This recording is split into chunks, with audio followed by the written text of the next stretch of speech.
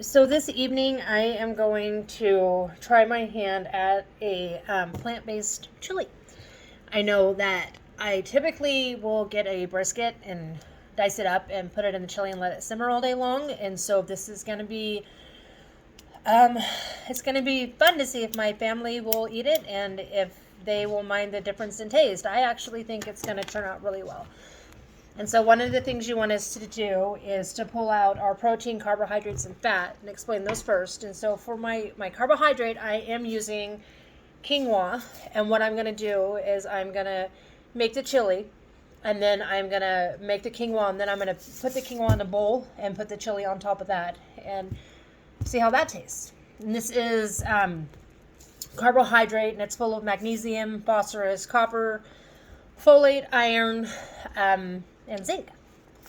And next, for my fats, I am going to use an avocado. And what I'm going to do with this is use it as garnish for the top of the chili.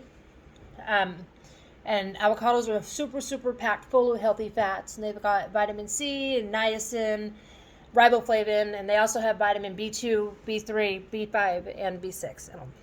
And then for my protein, I am using 3 different types of beans. I'm going to use the light red kidney beans.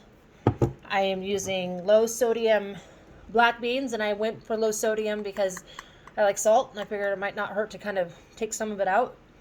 And then I went for cannellum beans. I'm not sure if I'm saying that right, but my beans are a huge source of protein, and so instead of having the meat as the protein, we're going to have the beans, and that's the micronutrients in the beans are potassium, magnesium, folate, iron, and zinc. And so the rest of the chili is going to be full of, what I've got here are diced bell peppers, which are my go-to. I cook with these all the time. I absolutely love them. Those are also packed full of vitamin C, vitamin A, folate, and vitamin E. And then I have here what is a white onion and celery mix diced together, and I'm going to put the both contents, the entire thing, in the chili.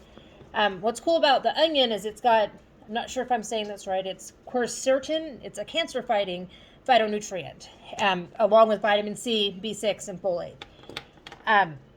The celery has vitamin A, vitamin K, folate, and also full of phytonutrients. And the onion has the quercetin, cancer-fighting, in it.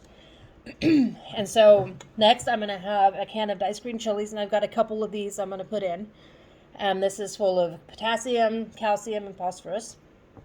And surprisingly enough, one of the highest packed veggies I'm putting in are my diced green chilies, which have vitamin C, vitamin B6, A, iron, copper, potassium, and a phytonutrient called capsaicin, which is also cancer fighting. And so my goal with this chili tonight is to obviously make it plant-based, and to see how we feel after eating it. I mean, I said this in the last video, and it's the truth, is you put a bunch of heavy carbohydrates and heavy fats in your body, and you just feel heavy. And I am excited to see the difference in the way I feel after I eat a full bowl of this stuff.